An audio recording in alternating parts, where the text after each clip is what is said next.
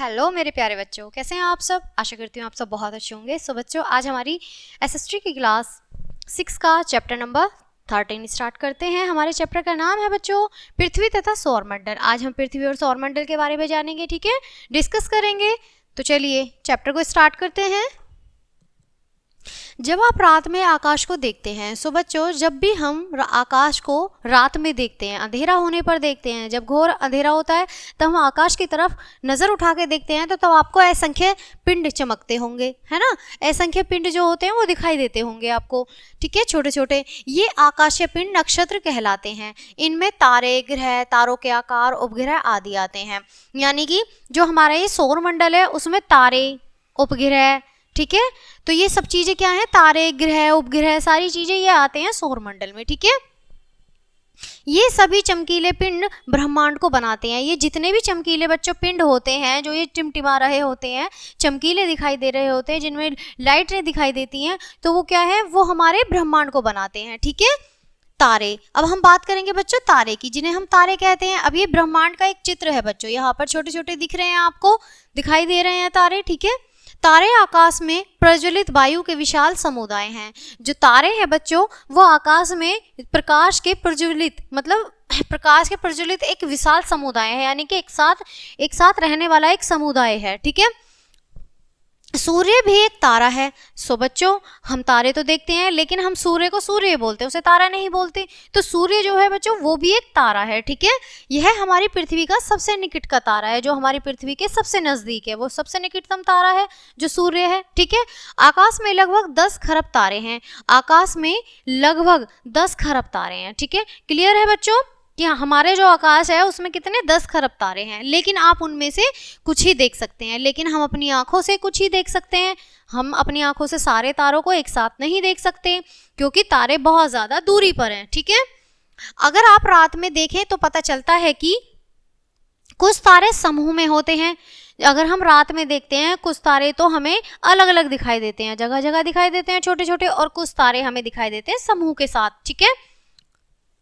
तारों का समूह एक विशिष्ट आकार बनाता है। तारों का जो समूह होता है बच्चों वो एक विशिष्ट आकार बनाता है, ठीक है, जिसे नक्षत्र मंडल कहते हैं, जिसे हम नक्षत्र मंडल कहते हैं, ठीक है। 7 तारों का एक समूह ऐसा भी नक्षत्र मंडल है जिसे हम सप्तऋषि मंडल कहते हैं। बच्चों जब ऋषि मुनि होते थे तो वो क्या होता था कि वो 7 तारों को एक समूह में देखकर ही क्या करते थे, सारी चीज़ों का पता लगा लेते थे, ठीक है। मेघ कब आएगी, ठीक है, और तारे कब चमकेंगे, चीज़ें, मतलब जो भी चीज़ें होती थी ब्रह्मांड में, वो सब चीज़ों का पता लगा लेते थे, ठीक है। जिन्हें हम सप्तऋषि मंडल बहुत महत्वपूर्ण है, यानी कि जिन्हें हम सप्तऋषि मंडल बोलते हैं, ठीक है, वो क्या है, वो बहुत महत्वपूर्ण है, क्योंकि प्राचीन समय में वे रात में नाविकों को राह दिखाते थे। क्योंकि जो सप्तऋषि तारे थे वो रात के समय नाविकों को रास्ता दिखाते थे, ठीक है। सप्तऋषि मंडल के पहले 2 तारे हमेशा उत्तर की ओर या ध्रुव तारे की ओर सूचित करते थे। पहले जो तारे थे बच्चों वो क्या थे, पहले 2 तारे उत्तर की ओर करते थे इशारा, ठीक है, जो संकेत देते थे, और ध्रुव तारे की ओर सूचित करते थे। जब उत्तर दिशा निश्चित हो जाती है तो अन्य 3 दिशाएं दक्षिण, पूर्व और पश्चिम को जानना आसान हो जाता है, ठीक है। क्लियर है बच्चों, आगे बढ़ते हैं। बात करेंगे बच्चों हम आकाशगंगा की, ठीक है। आकाशगंगा के बारे में, तारों का समूह आकाशगंगा कहलाता है। ब्रह्मांड में 10 खरब आकाशगंगा है। पहले हमने 10 खरब तारे की बात करी थी आकाश में, ठीक है। अब हमने पूरे ब्रह्मांड में आकाशगंगा की बात करी है, ठीक है। क्लियर है बच्चों, समझते चलेंगे सब, ठीक है। प्रत्येक आकाशगंगा में 10 खरब तारे हैं। मैंने अभी बताया प्रत्येक एक आकाशगंगा में 10 खरब तारे हैं, जो हमारी अभी तारों की बात हो रही थी, ठीक है। कुछ स्थानों पर तारे इतने पास होते हैं कि वे एक सफेद प्रज्वलित पथ की तरह दिखाई देते हैं। बच्चों जो तारे होते हैं उनका कलर जो होता है वो 2-3 कलर में होते हैं, सफेद में, येलो में, है ना, थोड़ा पिंक शेड में भी हो जाते हैं, ठीक है। इस पथ को आकाशगंगा तारापुंजी कहते हैं, ठीक है। कि कौन से पथ को कहते हैं बच्चों हम, इस पथ को जो हमारा जो सफेद रंग में दिखाई देता है उसे हम क्या कहते हैं, आकाशगंगा कहते हैं, ठीक है, तारापुंजी के नाम से जानते हैं। हिंदू पौराणिक कथाओं में इसे आकाशगंगा भी कहते हैं। हमारा सूर्य इस आकाशगंगा तारापुंज का एक सदस्य है। जो हमारी आकाशगंगा है, जो सूर्य है, वो आकाशगंगा में तारापुंज का भी एक सदस्य माना जाता है, ठीक है। तो हमसे इतने दूर है तारे हमसे इतनी दूर हैं कि वे पृथ्वी से उसकी दूरी को किलोमीटर में नहीं बता सकते हैं। हम इस दूरी को प्रकाश वर्ष में मापते हैं।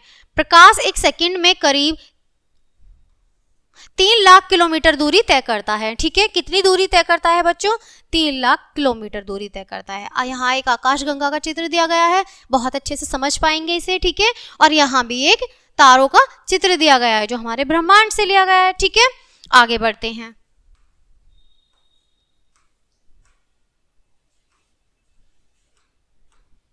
आगे देखेंगे बच्चों, सौर मंडल का अर्थ सूर्य का परिवार और 8 ग्रह। ठीक है बच्चों, हमारे सौर मंडल में जो ग्रह होते हैं वो 8 ग्रह होते हैं। आइए इनके बारे में अच्छे से डिस्कस करते हैं। ठीक है, जो सूर्य के चारों ओर चक्कर लगाते हैं, बुध, शुक्र, पृथ्वी, मंगल, बृहस्पति, शनि, अरुण और वरुण, ये 8 ग्रह हैं बच्चों।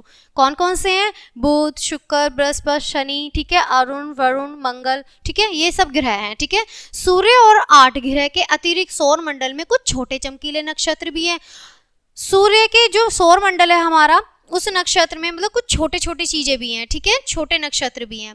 इस छोटे नक्षत्र को उपग्रह कहते हैं। उन्हें हम क्या कहते हैं बच्चों? उपग्रह कहते हैं। उपग्रह उसी पथ पर ग्रह के चारों ओर परिक्रमा लगाते हैं जिस पथ पर ग्रह सूर्य के चारों ओर लगाते हैं। जैसे कि जो भी हमारे ग्रह हैं वो सूर्य के चारों ओर परिक्रमा करते हैं। ठीक है, तो वैसे ही जो नक्षत्र हैं वो हमारे उन ग्रहों के इर्द गिर्द परिक्रमा करते हैं। क्लियर है बच्चों? आगे देखेंगे। हमारी पृथ्वी का केवल एक ही उपग्रह है जिसे हम चंद्रमा कहते हैं। हमारी जो पृथ्वी है जिस पर हम रहते हैं, जिस पे जीवन है, तो उसका एक ही उपग्रह है। कौन सा है बच्चों? वो हमारा चंद्रमा। ठीक है, सूर्य सौर मंडल के परिवार का प्रधान है। जो हमारा सूर्य है वो सौर मंडल के मतलब परिवार का वो एक क्या है? प्रधान है, वो सबसे बड़ा है। ठीक है, जैसे हर गांव, बस्ती, जिले में एक प्रधान होता है, एक मुखिया होता है, उस तरीके से सूर्य भी क्या है? उन ग्रहों का एक प्रधान है। ठीक है, सभी ग्रह और उपग्रह ये आदि सूर्य के चारों ओर परिक्रमा लगाते हैं, इसलिए यह सौर मंडल का केंद्र है। इसलिए यह सौर मंडल का केंद्र है। क्लियर है बच्चों? सूर्य बहुत अधिक गर्म गैसों से बना है, बहुत ज्यादा गर्मी होती है उसमें। ठीक है, और यह काफी मात्रा में गर्मी और प्रकाश देता है जो सौरमंडल में सभी शक्तियों का स्रोत है। पृथ्वी पर जीवन केवल इसी कारण संभव है क्योंकि हम सूर्य से ऊर्जा प्राप्त करते हैं। सूर्य हमें ऊर्जा देता है, इसलिए ये पृथ्वी के ना ज्यादा दूरी पर है और ना ज्यादा नजदीकी पे है, इसलिए यहाँ पर जीवन पर्याप्त है। ठीक है, आगे बात करेंगे बच्चों हम ग्रह की। ठीक है, आप पहले पढ़ चुके हैं कि हमारे सौरमंडल में 8 ग्रह हैं। बुध ग्रह सूर्य के सबसे निकट होने के कारण सबसे गर्म ग्रह है। जो हमारा बुध ग्रह है वो सबसे छोटा भी है और सबसे नजदीक भी है सूर्य के। ओके, पृथ्वी सूर्य से न तो अधिक दूर है और न ही अधिक पास है। मैंने अभी आपको बताया पृथ्वी जो है वो सूर्य के ना तो ज्यादा दूर है और ना ही ज्यादा पास है। ज्यादा पास होगी तो वहां पर जीवन संभव नहीं होगा, दूर होगी तो ऊर्जा नहीं मिलेगी, तब भी जीवन संभव नहीं होगा। तो वो ना ज्यादा दूर है और ना ही ज्यादा पास है। पृथ्वी पर जीवन के लिए सूर्य से इसकी दूरी बिल्कुल उपयुक्त है। ठीक है, बिल्कुल सटीक है, बराबर है, जो कि होनी चाहिए। ठीक है, दूरी के अनुसार ग्रहों का आरोही क्रम है बुध। अब हम आरोही क्रम में अपने ग्रहों को देखेंगे। ठीक है, सबसे पहले हमारा नजदीक है बुध, बुध के बाद शुक्र, शुक्र के बाद पृथ्वी, पृथ्वी के बाद मंगल, फिर बृहस्पति, शनि, अरुण, वरुण। हमारे सौरमंडल में सबसे बड़ा ग्रह बृहस्पति है। ठीक है, कौन सा है? बृहस्पति है सबसे बड़ा ग्रह। और सबसे छोटा ग्रह कौन सा है? बुध। मैंने अभी बताया था आपको। ठीक है, आगे बढ़ते हैं बच्चों। आपने देखा ये ग्रहों का चित्र है। ठीक है, पृथ्वी कहाँ पर है हमारी? ये इसके पास सबसे नजदीक कौन सा है? बुध ग्रह। ये वाला बच्चों हमारा बुध ग्रह है। ठीक है, क्योंकि ये सूर्य के नजदीक है और हमारी पृथ्वी के भी पास है। ठीक है, और यहाँ पर आप देखेंगे उसके बाद हमारे ये सारे अरुण, वरुण, शनि, सब सारे ग्रह दिखाई दे रहे हैं। ठीक है, आगे बढ़ते हैं बच्चों।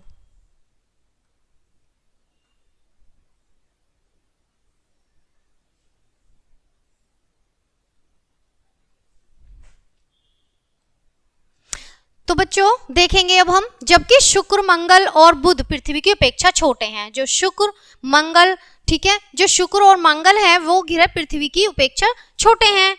ठीक है, आगे देखते हैं।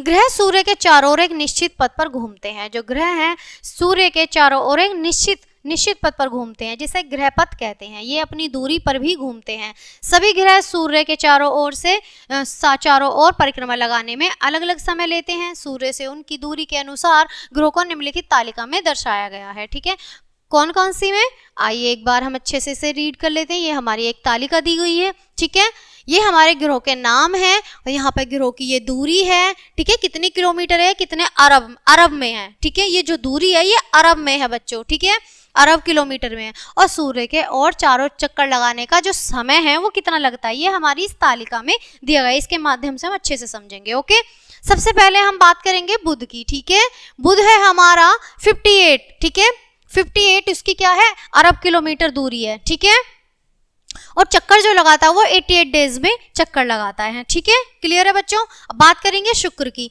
शुक्र है हमारा 108। ठीक है, अरब किलोमीटर उसकी दूरी है और चक्कर लगाने का जो समय है उसका वो है 224 डेज। ओके, आगे देखेंगे बच्चों पृथ्वी। अब हम बात करेंगे पृथ्वी की। पृथ्वी है 150 अरब किलोमीटर। ठीक है, और यहाँ पर 365 1/4 डेज इसका ये समय अंतराल है। ठीक है, चक्कर लगाने का। मंगल का जो समय दूरी है वो कितनी है बच्चों, 228 अरब किलोमीटर दूरी। ठीक है, और जो समय है उसका, जो चक्कर लगाने का समय वो है 687 डेज। ओके, बृहस्पति। अब हम बात करेंगे बृहस्पति की। जो सबसे बड़ा ग्रह है वो हमारा जो दूरी तय करता है उसकी दूरी है 777 अरब किलोमीटर। ओके, और यहाँ पर जो उसका समय लग रहा है चक्कर लगाने में वो लग रहा है 11.25 ईयर। ओके, आगे देखेंगे शनि की जो दूरी है वो कितनी है 1387। ओके, और आगे जो इसका वो समय लग रहा है चक्कर लगाने का वो है 29.05 ईयर। ओके, आगे देखते हैं अरुण का जो समय है अरुण का वो है बच्चों 2808 अरब किलोमीटर। ठीक है, और इसका जो ईयर लग रहे हैं वो लग रहे हैं 84 ईयर्स। ओके, वरुण का जो समय है बच्चों वो लग रहा है 4497 अरब किलोमीटर। ठीक है, और यहाँ पर जो ईयर लग रहा है उसका जो समय लग रहा है वो लग रहा है 164.25 ईयर। ओके, क्लियर है बच्चों। आगे देखते हैं उपग्रह। बात करेंगे उपग्रह की। सभी उपग्रह अपने ग्रहों की परिक्रमा करते हैं और इसके साथ ही सूर्य की भी परिक्रमा करते हैं। जो सभी ग्रह हैं वो अपने उपग्रह की परिक्रमा करते हैं और उसके साथ साथ सूर्य की भी परिक्रमा करते हैं। क्लियर है बच्चों। ग्रहों की तरह उपग्रह का भी अपना प्रकाश और गर्मी नहीं होती है। जैसे ग्रहों की अपनी कोई प्रकाश नहीं होती, अपनी कोई गर्मी नहीं होती, क्योंकि वो सब क्या है, प्रकाश और गर्मी सूर्य से लेते हैं। ठीक है, वैसे ही उपग्रह की भी अपना कोई प्रकाश और गर्मी नहीं होती है। ठीक है, किंतु वे सूर्य के प्रकाश के परावर्तन से चमकते हैं। जब सूर्य का जो परावर्तन होता है, जो परिवर्तन चेंज होता है सूर्य का, उसी के प्रकाश से वो चमकते हैं। ठीक है, सौरमंडल में बुध और शुक्र के अतिरिक्त सभी ग्रहों के उपग्रह हैं। सौरमंडल में किनके, बुध और शुक्र के, उनको छोड़ के सभी के उपग्रह हैं। ओके, आगे बढ़ते हैं बच्चों। आगे देखेंगे अब हम उपग्रह के बारे में। ठीक है, कि किसके कितने उपग्रह हैं। यहाँ पर ग्रह हैं और यहाँ उपग्रह हैं। अब हमने अभी क्लियर करा था बुध और शुक्र का कोई उपग्रह नहीं है। ठीक है, बाकी सबके उपग्रह हैं और वो कितने कितने हैं, आइए एक बार हम अच्छे से रीड कर लेते हैं। ओके, अब यहाँ पर आप देखेंगे बुध और शुक्र, बुध शुक्र का कोई नहीं है। ठीक है, क्लियर है। अब यहाँ पर आप देखेंगे पृथ्वी का हमारा उपग्रह 1 है। ठीक है, अब यहाँ देखेंगे आप मंगल का उपग्रह हमारा 2 है। ठीक है, बृहस्पति के हमारे 16 हैं, शनि के हमारे 23 हैं, अरुण के हमारे 15 हैं और वरुण के हमारे 8 हैं। ओके, क्लियर है बच्चों। आगे देखेंगे मीन तारा। अब हम मीन तारे के बारे में पढ़ेंगे। ठीक है, अच्छे से ध्यान देंगे। ओके, ग्रह उपग्रह और सितारों से अलग वहाँ असंख्य छोटे नक्षत्र हैं जो सूर्य के चारों ओर परिक्रमा लगाते हैं। इन नक्षत्रों को मीन तारा कहते हैं। क्लियर है बच्चों, मीन तारा कहते हैं। ये मंगल और बृहस्पति के ग्रह पथ के बीच में पाए जाते हैं। सबसे बड़ा मीन तारा सेरस है, जिसका नाम क्या है बच्चों, सेरस है। ठीक है, वैज्ञानिकों का विचार है कि ये मीन तारा एक ग्रह के हिस्से में आता है। अब वो कौन से ग्रह के हिस्से में आता है, आइए एक बार और अच्छे से बात कर लेते हैं। ठीक है, अब यहाँ बात करेंगे उल्कापात और टूटा हुआ तारा। आपने आकाश में कई बार ऐसा देखा होगा, जब हम रात को अंधेरे में आकाश की तरफ देखते हैं तो टूटते तारे को देखते हैं। ठीक है, वो चीज तो ध्यान होगी। अब हम इसमें देखेंगे कि उल्कापात और टूटता तारा क्या है। ठीक है, उल्कापात ठोस पिंड के छोटे छोटे टुकड़े होते हैं। जो ठोस पिंड होते हैं वो जब वो टूट जाते हैं तो उनको ही, जो वो टूटने के बाद जो वो बिखरते हैं, उन्हीं को हम क्या कहते हैं, टूटा हुआ तारा। ठीक है, जो अंतरिक्ष में इधर उधर सूर्य के चारों ओर परिक्रमा लगाते हैं, कई बार वे तेज गति से पृथ्वी के वायुमंडल में प्रवेश कर जाते हैं। क्या होता है, कई बार वो इतनी तेजी के साथ टूट के जाते हैं कि वो उनकी इतनी तेजी गति होती है कि वो पृथ्वी के वायुमंडल में भी प्रवेश कर जाते हैं। ठीक है, वे रगड़ से गर्म हो जाते हैं और जलने लगते हैं, जिससे कि उनमें लाइट दिखती है। इसी कारण उल्कापात को शूटिंग स्टार भी कहा जाता है, क्योंकि अधिकतर वे आकाश में जलते हैं। ठीक है, और धूल व गैस के पथ में अदृश्य हो जाते हैं। धूल के साथ वो अदृश्य भी हो जाते हैं, यानी कि दिखना बंद कर देते हैं। कई बार ये पृथ्वी पर भी गिरते हैं, कई बार ये पृथ्वी पर भी गिरते हुए नजर आते हैं बच्चों। यहाँ एक टूटते तारे की, ये उल्का पिंड की क्या फोटो दी गई है, आप इसे पिक्चर को अच्छे से देखेंगे। ठीक है, पिक्चर शो हो रही है, आगे बढ़ते हैं बच्चों। और तब हमें यहाँ वहाँ लोहे और पत्थर के छोटे छोटे टुकड़े बिखरे हुए मिलते हैं। उल्कापात के ये भाग टूटे हुए तारे कहलाते हैं, जिन्हें हम कुछ संग्रहालयों में देख सकते हैं। ओके, अब बात करते हैं बच्चों पुच्छल तारे की। ठीक है, पुच्छल तारा क्या होता है, ये लंबी पूंछ के साथ आकाश में सुंदर चमकते हुए नक्षत्र की तरह दिखते हैं।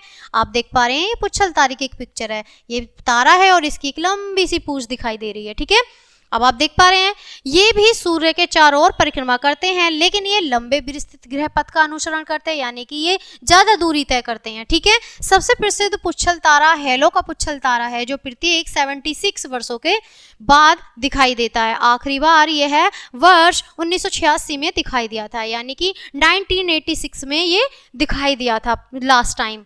ठीक है, आगे बढ़ते हैं हम बच्चों।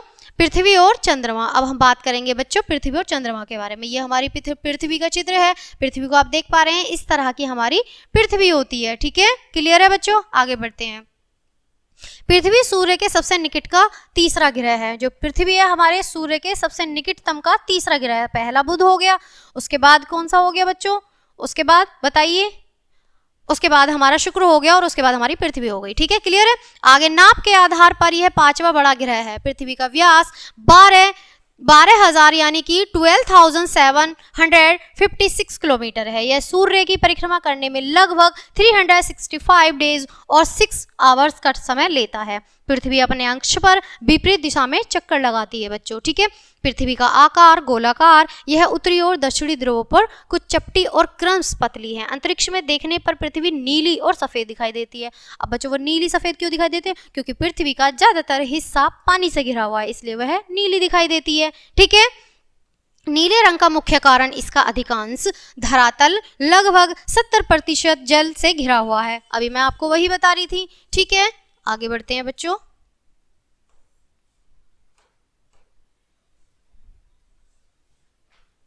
जल से घिरा हुआ है। सफेद रंग का कारण जलवाष्प का बादलों में अवस्था में होना है। आप देख पा रहे हैं, जब ज्यादातर जो भाग है वो पानी से घिरा हुआ है, इसलिए वो नीला है। और सफेद किस लिए है, क्योंकि जो बादल और जलवाष्प का हिस्सा होता है वो जो घिरा हुआ होता है वही उसका सफेद होने का कारण होता है। ठीक है, पृथ्वी को नीला ग्रह भी कहते हैं। पृथ्वी को हम नीला ग्रह के नाम से भी कहते हैं। ठीक है, संबोधित करते हैं। जीवन व्यतीत करने के लिए अनुकूल परिस्थितियां केवल पृथ्वी पर ही हैं। अगर जीवन हम जी सकते हैं जहाँ पे हमें पेड़ पौधे, हरियाली, सूर्य का प्रकाश, जल, सब चीजें हमें मिल सकती हैं, वो केवल पृथ्वी पर मिल सकती है, इसलिए पृथ्वी पर भी हमारा जीवन है। ओके, आगे बढ़ते हैं। पृथ्वी न तो ज्यादा ठंडी है और न ही ज्यादा गर्म है। पृथ्वी पर जल और वायु जो हमें जीवन व्यतीत करने के लिए अत्यंत आवश्यक है, इन्हीं कारणों से पृथ्वी सौरमंडल में सबसे अनूठा ग्रह है। इसलिए हम इसे सबसे अनोखा ग्रह मानते हैं, क्योंकि इस पे हमारा जीवन है। ठीक है, आगे बढ़ते हैं। अब हम बात करेंगे बच्चों चंद्रमा की। ठीक है, पृथ्वी का केवल एक उपग्रह है, वो है चंद्रमा। मैंने आपको ऊपर भी समझाया था, पृथ्वी का एक ही ग्रह है, वो हमारा कौन सा है, चंद्रमा है। इसका व्यास पृथ्वी का 1/4 है। ठीक है, इसका जो व्यास हिस्सा है वो 1/4 है। यह बहुत बड़ा दिखाई देता है। ठीक है, ये देखने में बहुत बड़ा है। ठीक है, क्योंकि यह सभी आकाशीय नक्षत्रों की अपेक्षा हमारे ग्रह के सबसे निकट है। हमारे ग्रह के सबसे निकट है। यह हमारी पृथ्वी से लगभग 3,84,000 है। ठीक है, किलोमीटर दूरी पर है। ओके। चंद्रमा पृथ्वी के चारों ओर लगभग 27 यानी 27 डेज और 8 आवर में एक परिक्रमा लगाता है, यानी कि वो कितना समय लेता है, 27 दिन का समय लेता है, ठीक है, और 8 घंटे का। चंद्रमा पर जीवन व्यतीत करने के लिए अनुकूल परिस्थितियां नहीं है। चंद्रमा पे जीवन व्यतीत करने के लिए अनुकूल परिस्थितियां नहीं है, क्योंकि वहां पर हम जीवन नहीं जी सकते हैं। इस पर न तो जल है और न ही वायु है, यहाँ पर न जल है और न ही वायु, वो पृथ्वी पर ही है। इसके धरातल भी पर्वत मैदान है, इसका जो धरातल है वो बिल्कुल पर्वत जैसा है, मैदान जैसा है, ठीक है, और गड्ढे भी हैं वहां पर, ठीक है। चंद्रमा के धरातल पर इसकी छाया होती है, चंद्रमा का जो धरातल है इस पर उसकी छाया होती है, ठीक है। ये चंद्रमा का चित्र है बच्चों, पिक्चर देख पा रहे हैं। अब बात करेंगे यहाँ पे, जब यह नया चांद होता है तब हमें इसे बिल्कुल नहीं देख सकते हैं। एक नया चांद जब होता है जब चंद्रमा पृथ्वी और सूर्य के बीच में होता है, जब पृथ्वी और सूर्य के बीच में आ जाता है तो वो दिखाई नहीं देता है, ठीक है। आगे बढ़ते हैं बच्चों, आगे देखेंगे। अब यहाँ पर आप देख पा रहे हैं चंद्र कलाएं, ये चंद्रमा की कलाएं हैं, ठीक है। आप देख पा रहे हैं अमावस्या और पूर्णमासी आती है, ठीक है, उसमें आप देख पा रहे हैं कि अमावस्या को क्या होता है कि चांद नहीं दिखता है और पूर्णमासी को क्या होता है, चांद दिखता है, ठीक है। तो आप देख पा रहे हैं इस चांद के बाद हमें अर्धचंद्र दिखाई देता है, इसमें हमें केवल चमकता हुआ हिस्सा दिखाई देता है। दिन प्रतिदिन इसका चमकता हुआ हिस्सा बढ़ता जाता है, ठीक है, घटना बढ़ना जो चंद्रमा होता है उसका रूप होता है, ठीक है। नए चांद के 14 दिनों बाद हमें चंद्रमा का पूरा चमकता है, मतलब जो चंद्रमा है 14 दिन बाद वो पूरा चमकता है, इसका हिस्सा दिखाई देता है, इसे पूर्ण चंद्र कहते हैं। यह पूर्ण चंद्र तब होता है जब पृथ्वी सूर्य और चंद्रमा के बीच आती है, जब पृथ्वी चंद्रमा और सूर्य के बीच में आ जाती है। भारत में नई चांद को अमावस्या की रात कहते हैं। जब हम जो नया चांद होता है जब बिल्कुल कुछ नहीं दिखाई देता है उसे हम कौन सी रात कहते हैं, अमावस्या की रात। और पूर्ण चंद्र की रात को पूर्णिमा कहलाती है, जब पूरा चांद दिखता है आकाश में उसे हम पूर्णमासी कहते हैं बच्चों, क्लियर है। आगे बढ़ते हैं, कृत्रिम उपग्रह। अब हम कृत्रिम उपग्रह की बात करेंगे। अंतरिक्ष में बहुत सारे कृत्रिम उपग्रह छोड़े गए हैं, ठीक है, जैसे सैटेलाइट होती हैं, ठीक है, रॉकेट्स होते हैं, इनके द्वारा हम क्या करते हैं, बहुत ज़्यादा वो अंतरिक्ष में छोड़े जाते हैं। ये कृत्रिम उपग्रह मानव द्वारा निर्मित है, ये मानव के द्वारा बनाए गए हैं, ठीक है।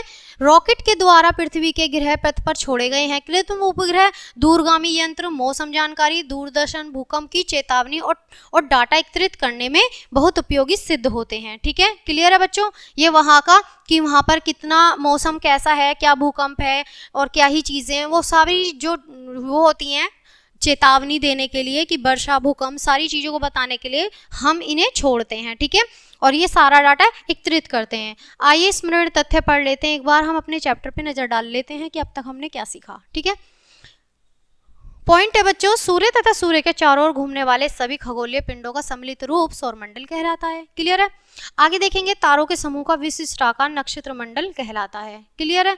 ब्रह्मांड में 10 खरब आकाश गंगा है, मैंने आपको बताया था 10 खरब आकाश गंगा है और प्रत्येक आकाश गंगा में 10 खरब ही तारे होते हैं, ठीक है। पृथ्वी सौरमंडल का सबसे अनूठा ग्रह है, ये भी मैंने आपको क्लियर करा। बहुत से कृत्रिम उपग्रह अंतरिक्ष में भी उतारे गए हैं जो दूरसंचार और मौसम की जानकारी में बहुत उपयोगी होते हैं, क्लियर है बच्चों। सो बच्चों ये था हमारा अंतरिक्ष का, सौरमंडल का कुछ चैप्टर, कुछ बातें जो हमने आपको आप तक पहुंचाई और अच्छे से समझाई। आई होप आपने चैप्टर को एंजॉय किया होगा और अच्छे से समझा होगा। सो बच्चों चैप्टर को यहीं फिनिश करते हैं, मिलते हैं आपसे नेक्स्ट चैप्टर में नेक्स्ट वीडियो के साथ, तब तक के लिए bye bye and thanks for watching.